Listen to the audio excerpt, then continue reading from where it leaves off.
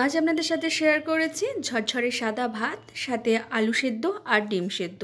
আর এই ভিডিওটা সম্পূর্ণ নতুন রাঁধুনিদের জন্য। আসুন আজকের রেসিপিটা দেখে নিই। নমস্কার বন্ধুরা, শঙ্কনাস কিচেনে আপনাদের স্বাগত।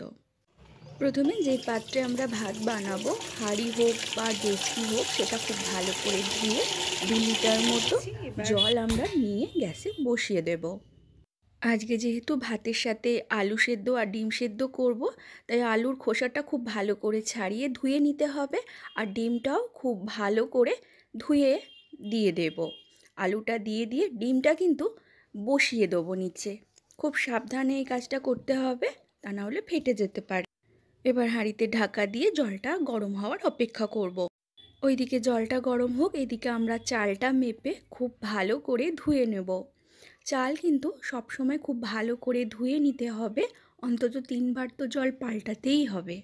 যতক্ষণ চালের ভেতর থেকে স্বচ্ছ জল বেরোচ্ছে ততক্ষণ অবধি চালটা খুব ভালো করে ধুয়ে নিতে হবে। আপনারা চাইলে চাল ধোয়ার পর 15 মিনিট জলে ভিজিয়ে রাখতে পারেন, তাহলে ভাতটা তাড়াতাড়ি হবে, কিন্তু আজকে আমি সরাসরি চালটা দিয়ে দেব। এদিকে হাঁড়িতেও জল গরম হয়ে গেছে, এবার চালটা দিয়ে দেব। সব কিছু একটা হাতার সাহায্যে মিশিয়ে ঢাকা দিয়ে চালটা ফোটার অপেক্ষা করব। যেহেতু আজকের ভিডিওটা নতুন রাঁধুনিদের জন্য, তো আমিও যখন প্রথম ভাত রান্না করা শিখি, তো আমি এই ট্রিক্সটা ফলো করতাম। একটা বাটিতে জল নিয়ে ভাতের হাঁড়ির ওপরে রেখে দিতাম আর একটা ঢাকা দিয়ে দিতাম। তখন তো বুঝতে পারতাম না যে কতটা জল লাগবে কি লাগবে না, তাই এক্সট্রা জলটা আমি গরম করে রাখতাম। যখন প্রয়োজন হতো দিতাম, তা না হলে অন্য কোনো রান্নাতে এই জলটা ব্যবহার করে নিতাম। আপনারাও এরকমভাবে করতে পারেন, তাহলে রান্না করার ক্ষেত্রে সুবিধা হবে। আমাদের হাঁড়ির চাল কিন্তু ফুটতে শুরু করে দিয়েছে। এক্ষেত্রে একটা কথা বলে দিই, আপনাদের হাতে যদি সময় থাকে আর গ্যাস বাঁচাতে চান, তাহলে এই মুহূর্তে 15 মিনিটের জন্য গ্যাস অফ করে হাঁড়িটা নামিয়ে রাখুন। 15 মিনিট পর আবার রান্না করুন, দেখবেন তাড়াতাড়ি ভাত হয়ে গেছে। আর একটা কথা জানিয়ে রাখি, অনেক সময় হয় যে ফ্যান হাঁড়ির মুখ থেকে উপচে পড়ছে, তখন এরকম হাতা রেখে এরকম একটা ঢাকা দিয়ে দেবেন, তাহলে আর ফ্যান বাইরে পড়বে না। আর একটা টিপস বলে দিই, ভাত রান্না করার সময় যদি 2-4 ফোঁটা পাতিলেবুর রস দেওয়া হয়, তাহলে ভাত কিন্তু ধবধবে সাদা প্লাস ঝরঝরে হয়। এই রইল ভাত রান্না করার ক্ষেত্রে টিপস অ্যান্ড ট্রিক্স, যার সাহায্যে খুব সহজেই যে কেউ ভাত রান্না করতে পারবে। এবার আমরা আমাদের ভাতটা দেখে নেব। একটা ভাত এই রকম হাতে নিয়ে চেপে দেখতে হয়।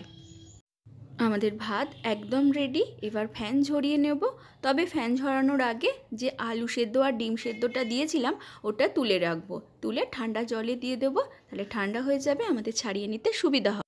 যেহেতু নতুন রাঁধুনিদের জন্য এই ভিডিওটা রাখছি, তার জন্য এই ব্যবস্থাপনা। একটা প্রথমে থালা নিয়ে নেবেন, আর তার ওপরে যেই পাত্রটাতে ফ্যান ঝরাবেন সেটা রেখে দেবেন।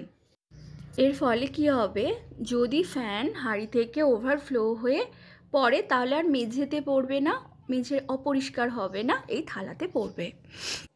এবার কিচেন টাওয়াল দিয়ে হাঁড়িটা ধরে এইরকমভাবে রেখে নিজের সুবিধা মতো আস্তে আস্তে এইরকমভাবে ফ্যান ঝরাতে হবে।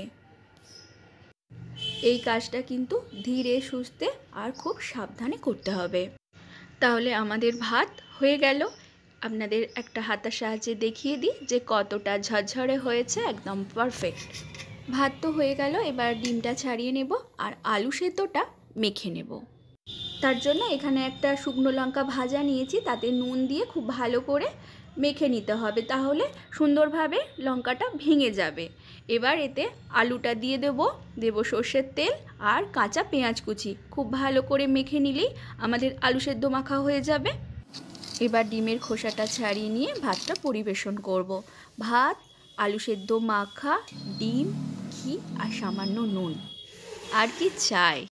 আমার এই স্বর্গীয় খাবার তৈরি করার পদ্ধতি আপনাদের যদি ভালো লেগে থাকে, তাহলে অবশ্যই আমার চ্যানেলটি লাইক, কমেন্ট, সাবস্ক্রাইব করবেন। ফিরে আসছি পরের ভিডিওতে, ভালো থাকবেন, নমস্কার।